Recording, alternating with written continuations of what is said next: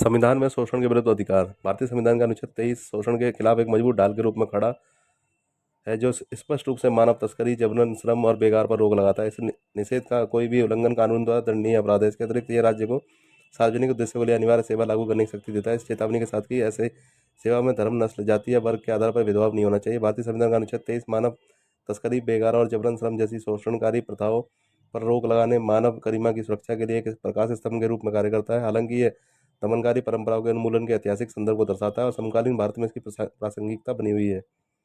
अनुच्छेद 23 की विशेषताएं। इसकी कुछ विशेषताएं हैं जिनके बारे में हर व्यक्ति को पता होना चाहिए। शोषण के विरुद्ध अधिकार के तहत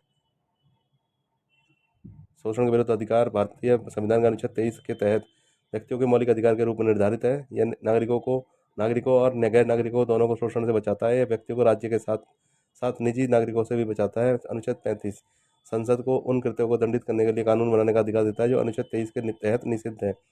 मानव तस्करी एक गंभीर अपराध मानव तस्करी, जिसमें वस्तुओं के रूप में व्यक्तियों की खरीद, बिक्री या निपटान शामिल है। अनुच्छेद 23 द्वारा संबोधित एक निंदनीय कार्य है। ये प्रावधान अनैतिक उद्देश्यों के लिए तस्करी को कवर करने के लिए अपनी पहुंच बढ़ाता है।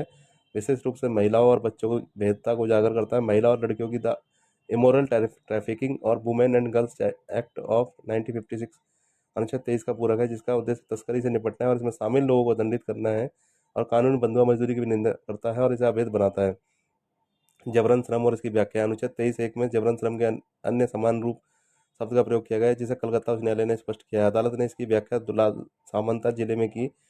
मजिस्ट्रेट केस को एजुस्टेडम जेनेरिस के रूप में दर्शाया गया है, जो दर्शाता है कि इसमें मानव तस्करी या बेगार जैसी प्रथाएं शामिल है, जबकि राज्य अनुच्छेद 23(2) के तहत सार्वजनिक उद्देश्यों की अनिवार्य सेवा लागू कर सकता है, लेकिन यह स्पष्ट रूप से भेदभाव करने, धर्म, नस्ल, जाति या वर्ग की परवाह किए बिना समान व्यवहार सुनिश्चित करने से प्रतिबंधित है। ऐतिहासिक संदर्भ। अनुच्छेद 23 की जड़ें उस समय से जुड़ी हैं जब जबरन श्रम और शोषण प्रचलित था, खासकर भारत के विभिन्न हिस्सों में अछूतों के खिलाफ। 20वीं सदी की शुरुआत में राष्ट्रीय स्वतंत्रता आंदोलन ने ऐसी प्रथाओं के खिलाफ एक रैली के रूप में कार्य किया और संविधान निर्माता उन्हें नए भारत के सामाजिक और राजनीतिक परिदृश्य से खत्म करने के लिए दृढ़ थे। बेगार अनैच्छिक कार्य को समाप्त करना।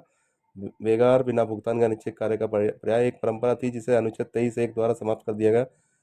कैसन थांगखुल बनाम सिमिराई, सैलई और चंद्रा बनाम राजस्थान राज्य जैसे मामले उन प्रथाओं के खिलाफ अदालत के रुख का उदाहरण देते हैं, जहाँ व्यक्तियों को मुफ्त श्रम प्रदान करने के लिए मजबूर किया जाता था। Transportation of humans. गुलामी का मुकाबला। मानवों की तस्करी शब्द विशेष रूप से गुलामों के समान वस्तुओं के रूप में व्यक्ति की खरीद और बिक्री को संबोधित करता है।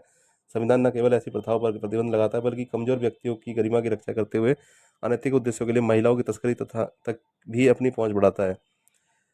Forced labour. इसके आयामों को समझना। अनुच्छेद 23(1) में जबरन श्रम के अन्य समान रूप शामिल है, जिनकी व्याख्या अदालतों द्वारा मानव तस्करी या बेगार से संबंधित प्रथाओं के रूप में की जाती है।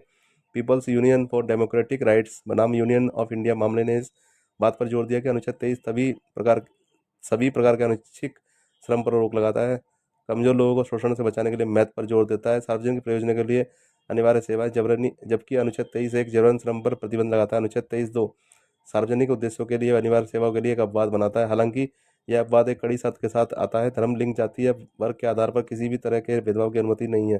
राज्यों को ऐसी अनिवार्य सेवाएं लागू करते समय समान व्यवहार सुनिश्चित करना चाहिए। Provision on child employment. अनुच्छेद 24 भारतीय संविधान का अनुच्छेद 24 एक नियम है जो 14 वर्ष से कम उम्र के बच्चों को कारखानों, खदानों या खतरनाक नौकरियों में काम करने से रोकता है। कई लोगों ने सोचा कि यह नियम तब तक प्रभावी नहीं होगा जब तक उसका समर्थन करने और इसे तोड़ने वालों को दंडित करने के लिए कानून नहीं होंगे। हालांकि 1982 में एक अदालती मामला, जिसे People's Union for Democratic Rights and others और कहा जाता है, बनाम भारत संघ और अन्य ने इस अवधारणा को बदल दिया। सुप्रीम कोर्ट ने कहा कि अनुच्छेद 24 को अतिरिक्त कानूनों के बिना भी अपने आप काम करना चाहिए। सरल शब्दों में इसका मतलब है कि बाल श्रम के खिलाफ नियम अपने आप में मजबूत है। अनुच्छेद 24 कारखानों, खदानों या खतरनाक रोजगार में 14 वर्ष से कम उम्र के बच्चों को रोजगार पर रोक लगाकर कमजोर व्यक्तियों की सुरक्षा को और मजबूत करता है। यह प्रावधान राज्य के नीति निर्देशक सिद्धांतों का अनुरूप है, जो युवा नागरिकों के स्वास्थ्य की सुरक्षा के महत्व पर जोर देता है।